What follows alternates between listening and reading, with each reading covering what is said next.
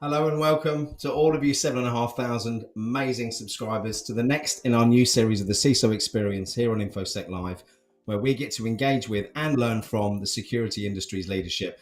But before we start, a quick special thank you to go out to lots of people actually in the community.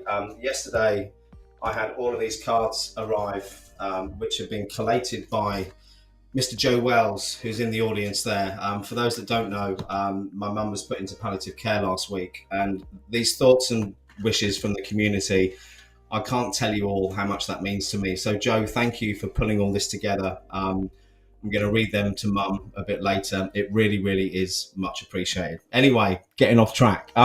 Today, our special guest is Joe Cosopoli, a CISO from Sydney, Australia, with a diverse career spanning over 2 decades. Joe's a security expert who's honed his expertise across diverse technological fields and industries. But before we bring him on and dig into his successes and his challenges, I'm your host, Simon Linstead, and by sharing stories and best practice over the last few months has led to nearly 100,000 views here on YouTube by you, our amazing subscribers. So a huge thank you for your engagement. And thanks to that support, it's also led to the launch of our in-person community-driven events in both the UK and the US, with a focus on knowledge sharing, networking, and definitely no sales pitches. I've got a little QR code here. I'm not very well prepared today. Let's bring this one up. So QR code there, all about the events. The events page is there. Our next event later this month in Tampa Bay in the US, later than planned due to Hurricane Idalia, and sending our thoughts to anyone, obviously, who was affected by that. Meanwhile, back in the community, we've got study groups, mentor sessions and regular networking sessions to help you raise your game in cybersecurity. Make sure you check out the community if you haven't already. Link is in the description.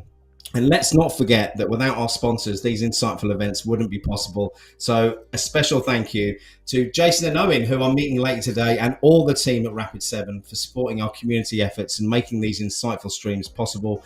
Our organizations have got great synergy, and we're super excited to see how we can serve the wider security community in 2023 and beyond. The link here links through to the fundamentals section on their website, which is tons of free resources on things like cloud security, vulnerability risk management, application security, detection and response. And of course, don't forget about their amazing open source tools such as Metasploit and Velociraptor, helping the whole InfoSec community. If you'd like to support the wider InfoSec Live community, or indeed, if I can find it, just buy me a cheeky decaf coffee. We do have a way you can show your appreciation right here on our YouTube channel with 3 tiers of membership, allowing you to show your support in any way that you can. But whether you join or not, being here and engaging with our content is what really matters. So if you're watching this live, please hit that thumbs up button. Make sure you subscribe, and we want to make these interactive. So please make sure you drop any questions you might have for Joe in the chat today. Okay, I think it's about that time. Let's bring Joe on and dig into his experience as a CISO. If I can find the right button, here we go.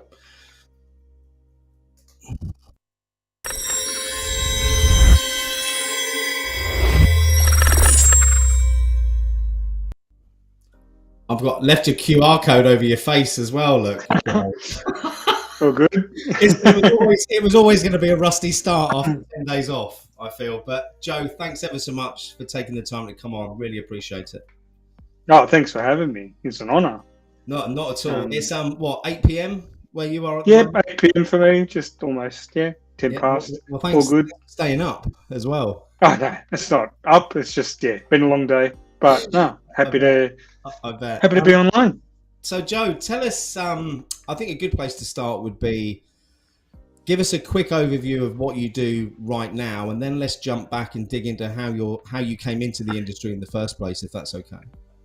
Yeah, sure. So I'm at Microsoft currently. I'm working as a security global black belt, looking after OT security and also Purview, so data security.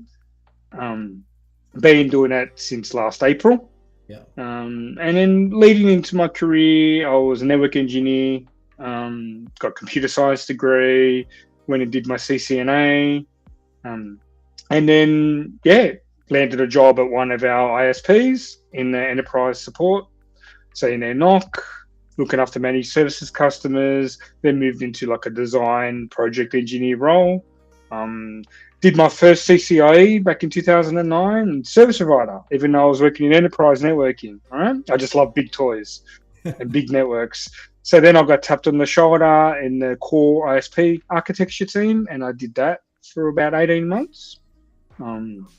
In there, I got tapped on the shoulder by an account manager for one of the vendors that I joined soon after Cisco, who said you need to go and do some pre-sales work because you'd be great with customers, but you're an engineer, you need to go and meet some clients. So moved back into the pre-sales team and led some large deals and worked on the big chop enterprise bids. Then moved into Cisco. So I started as an account SC. Working in financial services and mixed set of customers. After about a year, I moved into data center specialist role, technical solution architect, and obviously worked on things like ACI and VXLAN networking. And then along the way, I was always interested in security. I just never did a security focused role. So I started doing a bit of TrustSec with Cisco, and then was working on the secure data center type architecture. Then actually got tapped on the shoulder by a friend at Palo Alto and said, we need a hybrid cloud. There's a theme running here about you being tapped on the shoulder. Yes. It always says I jump around too much, but it's like people ask me, I can't say no. Right. So then goes to show the importance of building up that networks. Oh yes, definitely, 100%.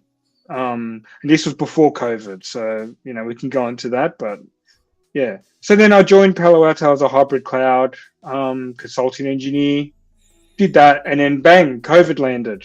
In around before COVID, this was 2019, July 2019. I was there. So around December, they were going to launch their SD-WAN solution, Palo Alto, and I'm like, I put my hand up, going, look, I know networking. I've got a networking background.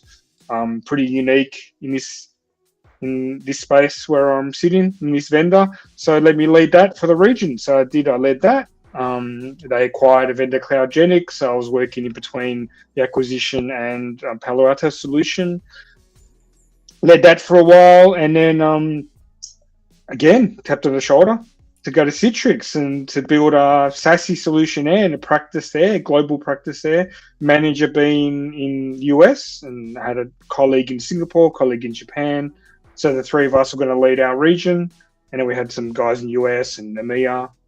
And then that was going okay. And we tried to do SASE and SSE, so Secure Services Access Edge and Secure Services Edge.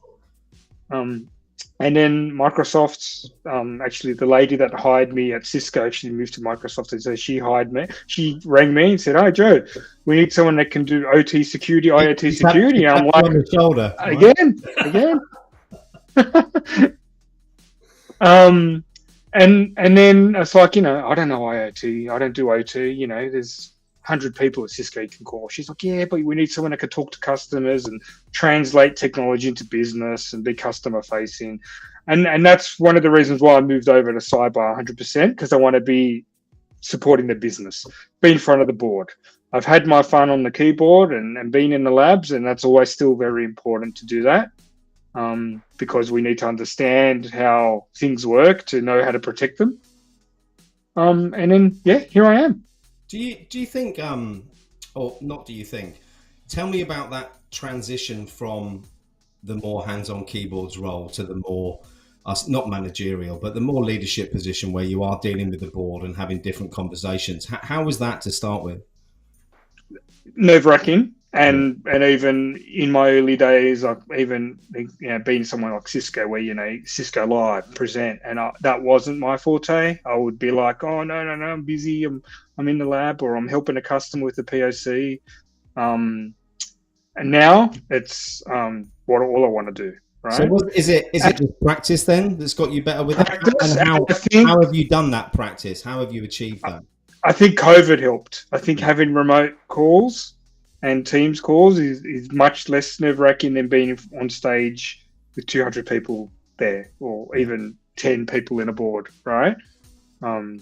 So that kind of helped. And that role at Palo Alto, because I was the man in ANZ, Australia, New Zealand, sorry, they hired me because they didn't want to keep having to fly people over from Singapore to do these type of meetings and workshops and present to the board and to present to decision makers in customers, senior customers, big customers.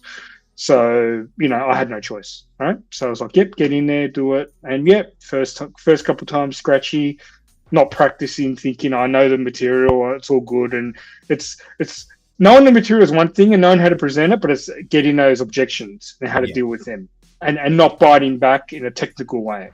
Biting back in a way that can, if you think about the business, then it's relating it to the business. Relating it back. Yeah. Very much so. Another thing you mentioned was SSE and SASE just before the pandemic came. I mean, I don't know if you were ahead of the game there with regards to market penetration and this kicking off, but it's all you hear at the moment is SSE and SASE. Do you see that? Yeah. Definitely. So, before COVID, it was a big SD-WAN. Everyone was talking all about SD-WAN. And that was fine because everyone was in the office. There was like 80% people, 90% people in the office. Branches were full, right? COVID hit, and I was at Palo Alto at the time, so selling Prisma Access. And I was like, bang, we need Prisma Access. Nobody's in the office. We need to have those running on everyone's laptops.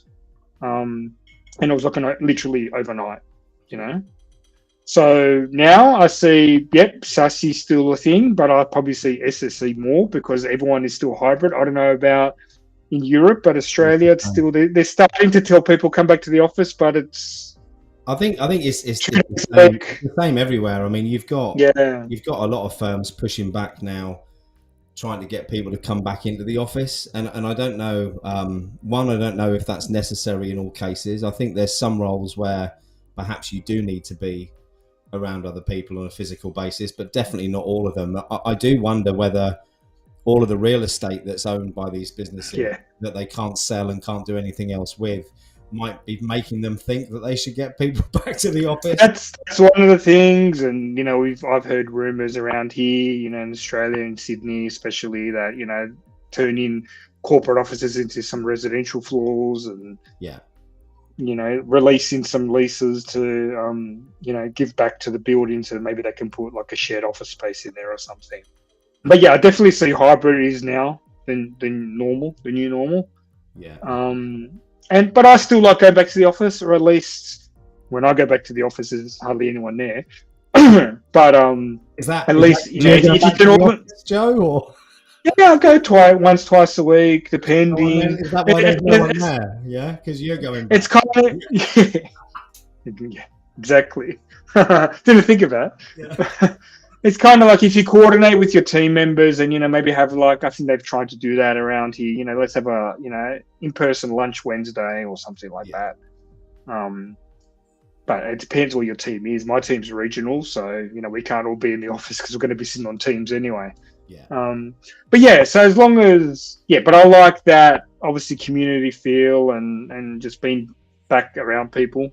But obviously it leads nicely onto, let me move you to the top so this doesn't cover your head. Here we go. To Joe's question. At heart, are you a tech guy or a people person? I think both. I think tech guy, obviously, that's my DNA. That's what I always was doing as a kid growing up, go to uni, as a network engineer starting up. But I think I've kindly moved into the people person. And I think because, especially in cyber, I'd say, but, not offending any other technology stream. soft skills are number one. Yeah. And especially because of the whole hybrid and being on Teams calls, video calls, right? To be able to express and get your message across in all different environments is key, It's right? critical. Yeah. So yeah, I think so. Thank you. Okay, I've got some topics I want to dig into here. The first one I want to talk about, you mentioned your transition from hands-on keyboards to dealing with the board, dealing with business decisions. Let's talk about budgets, and let's talk about how you found it gaining budget from the board. Yeah.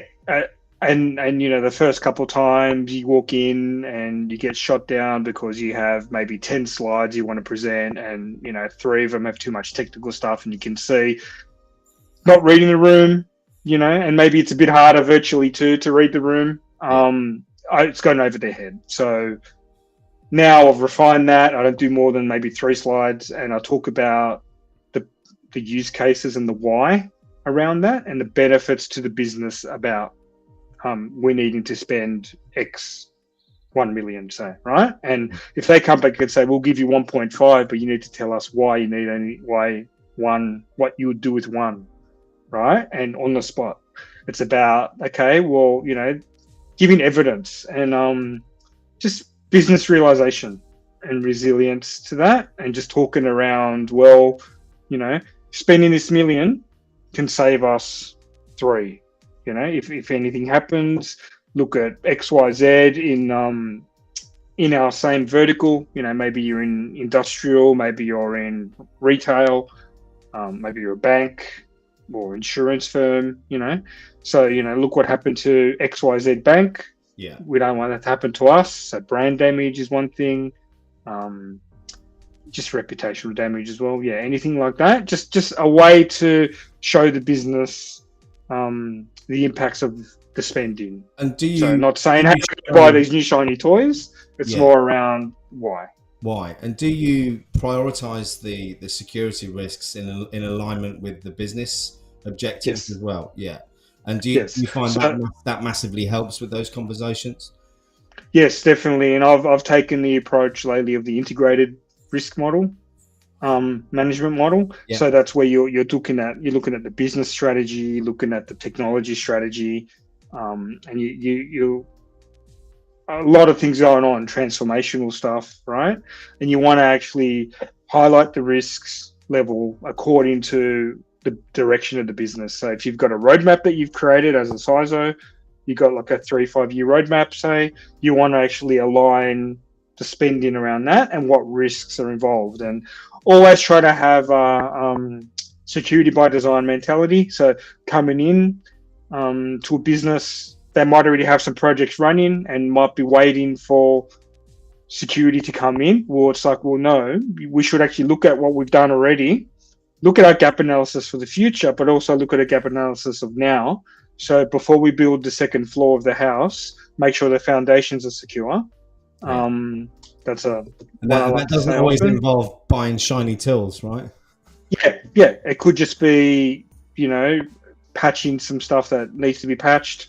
Have like a patching system, a risk system where, you got a stoplight system, high, medium, low, right? And we could look at the risks in that sense. And just because you get some CVEs that are 9.8 for some servers that haven't been powered off in 3 years, rebooted in 3 years, it doesn't actually mean they might be a high risk, because if you're like in an OT environment, they could be air gapped and not have.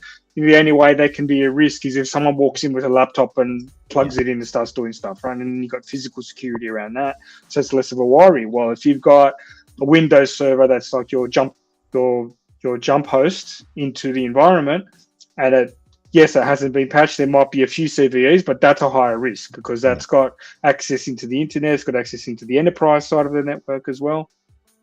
So they're the key things that we need to look at and come up with a strategy around those first. It's not relying on just the fact that it's got a high risk score, but putting it into context with regards to the actual aspects within the business.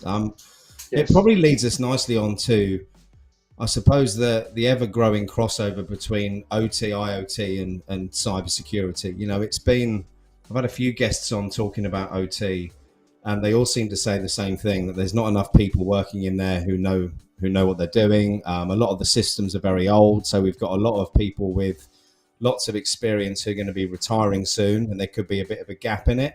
You mentioned that you've been thrown into the OT world recently. Give me your thoughts on where that's heading and where the issues are. Yeah, definitely. And I wouldn't say that I know what they're doing. I think they only know what they're doing. And I think that's the problem. They don't look at the bigger picture of where the IT environment sits, where the business goes. But they know that what they do is actually the lifeline of the actual business. Yeah. So if they're in water treatment, water utilities, right? So they're running the treatment plants. That is the business, all right? So yes, we've got the corporate, we've got the board, we've got IT, but the OT stuff is the actual business. So yes, their riders in there looking after the crown jewels, but they need to understand also the crossover in and out. Yeah. So yes, there is a lot of, you would say, a lot of the people there are as old as the equipment that's running, no offense, and hasn't been patched as often, right? Yeah. But, I'd say a lot of I know a lot of the vendors out there are talking about that too, the whole convergence between IT and OT. And I actually wrote a blog today on that as well. So, have you got the link to that? I can post it. Yeah, if you put it in the private chat, I'll drop it in the main chat for people to see there. That'd be really interesting. Get it for you. Yeah. So definitely there's gaps there, but I think they're starting to close, because I think, like you said, there's more IT people, more IoT is different to OT, so that's been around and that's picking up, and that's more IT focused anyway. So that could be something like enterprise IT, could be your printers that are connected, could be your smart TVs in the boardroom that are connected to the, your lift systems, your building management systems, right? That's all IoT. Your coffee machine, which is my favorite example. But yeah, the OT stuff. So, if those protocols start, blending in, you get the people blending in, talking to each other. I know a lot of the vendors are creating tools that make that easier to, and I just dropped a link in the private chat. So if you want to share that. Work out how to copy and paste. But it's definitely happening. I can see that definitely happening. There we go. Link to Joe's blog from today. It's my LinkedIn post, which is perfect post of the blog. So yeah. Brilliant. Thank you very much. Okay. Next topic I wanted to talk to you about is we're seeing more and more, or the rise of the fractional CISO. That links in, I suppose, to two kind of questions. One, do you see that increasing? And two, which is a bigger question, where do you see the CISO or CISO role in 5 years' time? Oh, look, the CISO role is very important. I think it's probably growing in importance with all the breaches that are constantly happening. And I think COVID is also helped the bad actors in that sense, because you're at home. I'm not sitting next to Simon. I can't say, hey Simon, did you just send me that email? It looks like you, because if I try to ask you that and I see on Slack or Teams or whatever chat you're using at work that you're busy, I'm not gonna call you on the phone, but if you're next to me, I'd be like, hey Simon, did you just send me that? Yeah. So I think that's always thing. I think obviously the convergence with IT, OT, I think a lot of the whole ransomware, all that stuff that keeps popping up, all the scams that keep happening. Social engineering is always a thing, right? So with the fractional CXO, I'll call it CXO because it's C-suite. It can be any role, and obviously you pick your medicine. So I'm a CISO, we're a CISO, we're doing CISO, right? But it could be marketing, it could be financial. It's more of we all know the term the virtual CISO, and that's the differentiator of that is that a virtual CISO is more maybe like a consultant, like an advisor, comes in maybe for a project, or like digital transformation, or migration to the cloud, or acquisition, or it could of another business, getting some structure in place for those firms you haven't. Yeah. While a fractional CISO, think of it like a part-time, 1 to 2 days a week in the C-suite. Yeah. Right? You're actually in the C-suite. You're part of the C-suite. You're the size of that business. Generally aimed at startups, SMBs. So they're paying for CISO services at a fraction of the price, as I say. So I see it taking off a lot in the US, in Europe. It's starting to pick up here in my region. I do get a lot of questions about it, so it is quite interesting. We do know that security isn't as much as a drop in and drop out type of work. So, yeah, but it is picking up. Do you think sometimes companies are doing it for the wrong reason? That they don't want to pay the going rate for someone that they need full time, and they try and get them to shoehorn in a week's work into? Well, I mean, yes and no, because that could be perfectly fine. If they're a startup, if they've only got 20 people, 20 to 50 people. I didn't really mean the startup market. I meant more the mature businesses who haven't got. Yeah, the mature businesses, no. Yeah, no. Mature businesses should definitely be going for a full-time CISO. And do you think, so obviously it's been enterprise and large companies who've typically had the budget or the knowledge to employ a CISO full-time. How do you see businesses finding the budget for that moving forward? Because a lot of companies in the SMB sector have never had a CISO. They've got an IT department is what they've got. Where are the savings going to come from, or is it something they're just going to have to find more money for? I think a bit of both, and I think if they do a risk analysis, and I know there's a lot of CIOs out there that will do risk, they'll work on risk and some kind of GRC, even if it's light on, that will then maybe it might just be that something has to happen to them, unfortunately, and a breach might have to happen, or a breach to their competitor or neighboring business, and then it's like, okay, we need to have someone. But sorry. Thanks. The other route is I was doing some consultancy work for a penetration testing firm last year, and a lot of the people who reach out to get a penetration test done are doing it either because of regulatory concerns or requirements, or they're doing it because their insurance company said, "Have you got a pen test?" For them to get insurance. The problem is a pen test probably isn't what these companies actually need, especially if they haven't taken security on board at all up until that point. So I suppose the message from you to the companies who are looking to take security seriously, what are the first steps that they should take? And is it a pen test? Pen test would be part of so you want to do as is and to be, and then a gap analysis. So you want to do a pen test, an internal audit, an external audit. If I was to join a new company as a CISO, first thing I'd do is an internal audit, right? I'd meet all the stakeholders, obviously, interview with them, go over whatever documentation they have, get any audit results they've done with an external auditor, any pen testing results they've done externally, but then I'll do an internal audit. And then what I'll do is this is my as is, and then what's the strategy? What's the business strategy going forward? Is there a security strategy that was written before I joined?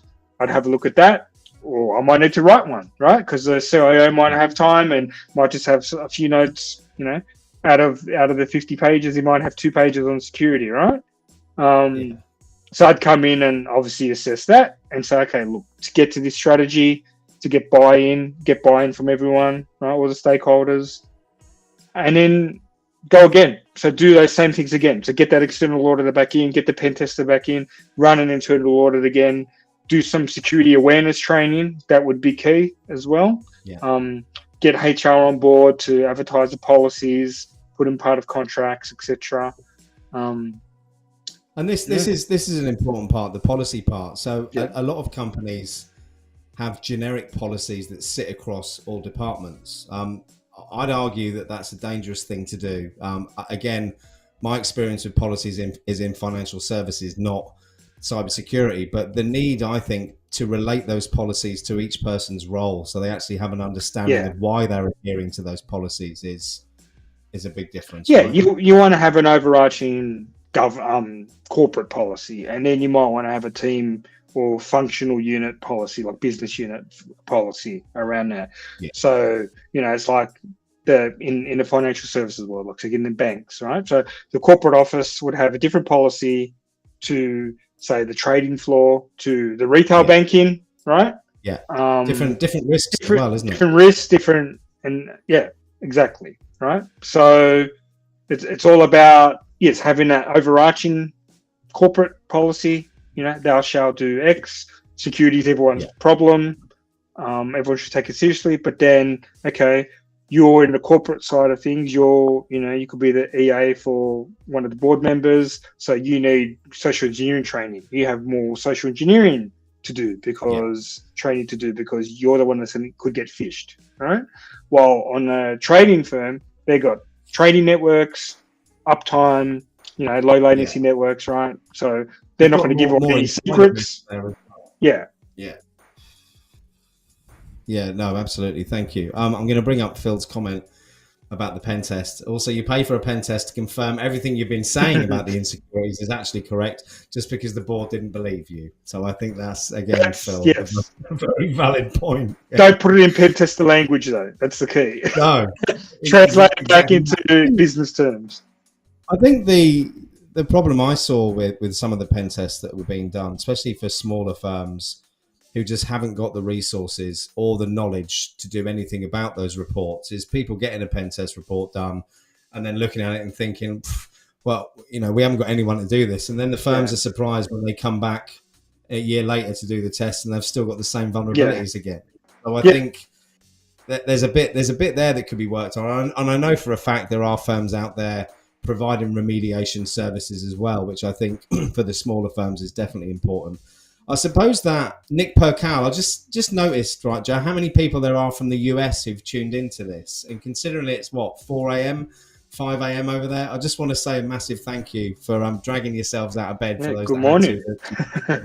It means a lot. We've got about 6 or 7 minutes left. We said we'd do 45 minutes today. And I want to touch on the vendor-CISO relationships, or the problems with the vendor-CISO relationships that were thanks, Nick, that we see, especially all over LinkedIn. A lot of CISOs complaining about the way they're getting spammed and messages sent and the vendors getting at them. Then you've got the vendors on the other side. I mean, I've spent 30 years in sales, so I do feel their pain a little bit, saying, we get the fact that you don't want us to spam you, but how are we meant to start building relationships and meeting people? What's your opinion on two things? One, what could CISOs do better when it comes to engaging with vendors, and what could vendors do better to engage with CISOs? All right. So what vendors can do better is yes. I need to put a filter on to some extent. Vendors can't be salesy to a CISO. No. Right? And they need to understand the business. So go into understand the risk of each business, right? Each vertical. So going into a bank is different to going into a ports authority, where different type of risks, right? Different problem. So understanding the problems, understanding the risk around what they do, and the attack surface of what they do, right? So inherent risks of that. So that'll go a long way to buying credibility to a CISO, because you can do that without badgering these people. I mean, it's just OSINT. It's research. It's working out who you're speaking to. And I think one of the biggest failings or one of the biggest successes, which is also one of the biggest failures, is the automation of the sales process. Yes. Where unfortunately it works, because if it didn't, they're playing a numbers game. They send out 1 million, they get 1,000 responses.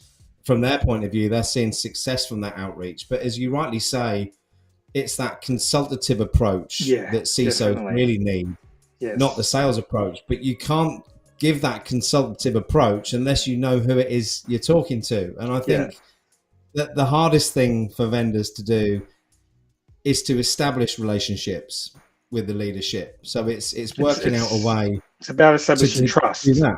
Trust. Yeah, it is. Right? Perhaps by adding value to the problems that we have publicly to start with, before you start reaching out to these people and demonstrating the problems that you're solving for other people, rather than selling the sizzle, not the sausage, as they say.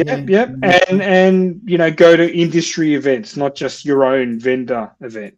right? Love them. So Yeah. that's definitely one of the things.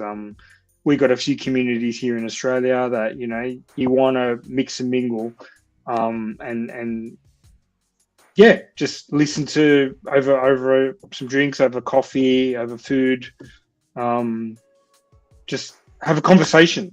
Be more of a person and try to understand and be consultative, like you said, but don't have to be full sales, right? Because it's getting that understanding and just, I think Justin's point sums it up. Most security solutions are bought years out.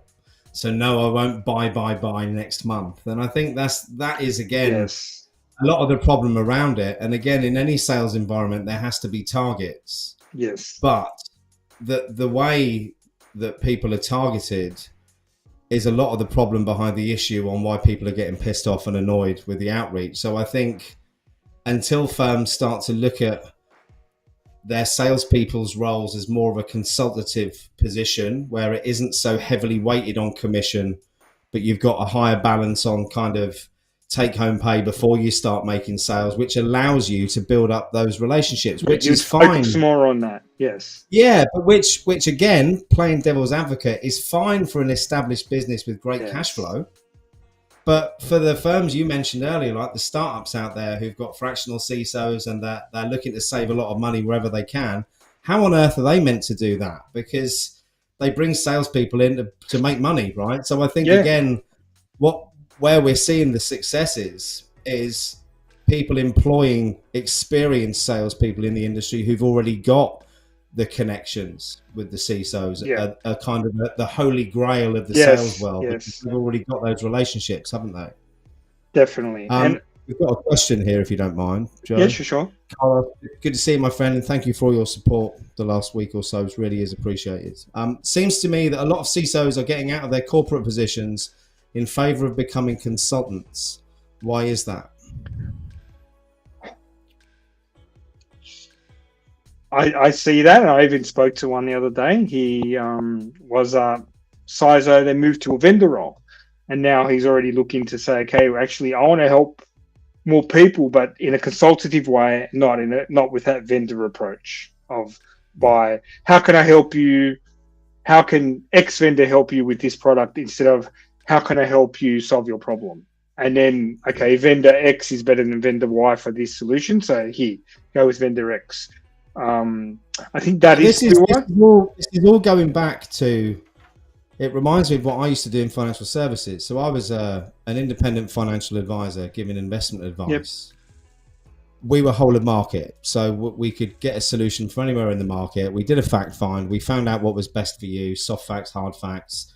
And then we'd make recommendations off the back of that. And I feel that there's a rise of that in this industry with experienced professionals going into those consultative positions, because that's where the value is. And it goes back to the amount of products in the market. What is there, 4,500 vendors out there at the moment, which goes up and up every day. And as a CISO, how are you meant to stay abreast of all of that with all the other pressures that you've got? Yep. And the belts are tightening too. So even the big end of town, with the way the economy's going, the global economy, they want to buy. They're not just going to buy the new shiny toy because the salesperson took them out to lunch a few times. They now got to be smarter, because not only breaches and anything happens to the business can cause them their job, but also if they're spending too much of their budget on stuff that isn't showing value a year or two down the track, and the board's going, time's ticking.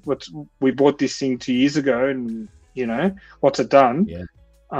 They've got to be smarter too now. So I think that's where maybe CISOs that have a mixed background like myself maybe get itchy feet just working for the one enterprise, and then want to actually just help others and give back in that way and be rewarded in that way, more fulfilling, because you get a mixed bag of customers, clients to work with.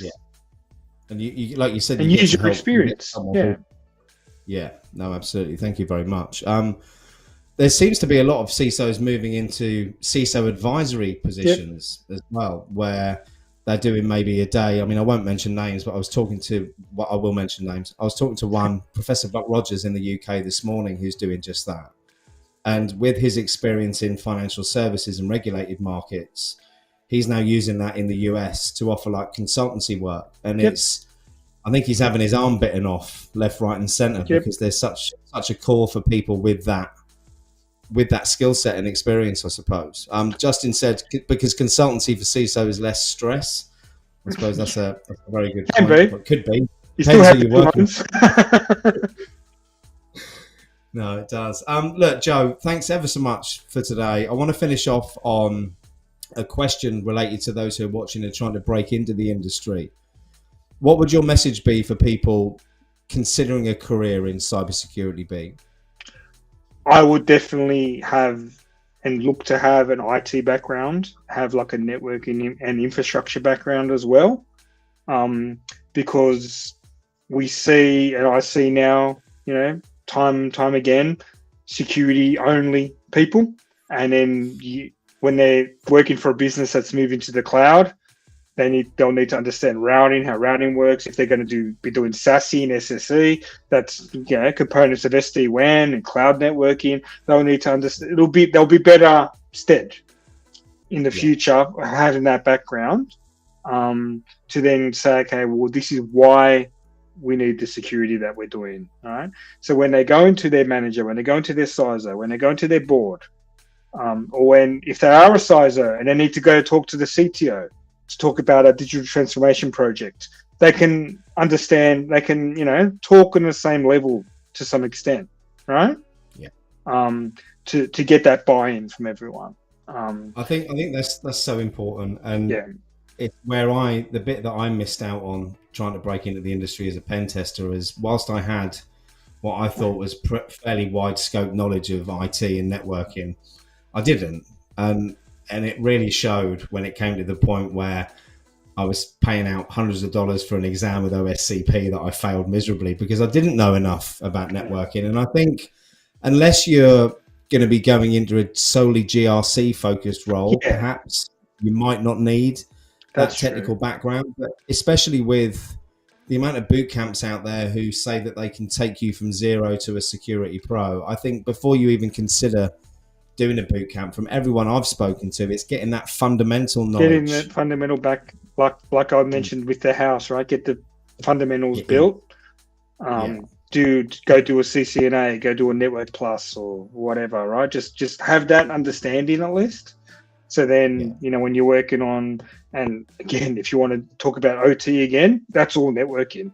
They don't have firewalls in OT, right? It's all networking. So it's all about segmenting the network and then overlaying your security on top of that, right?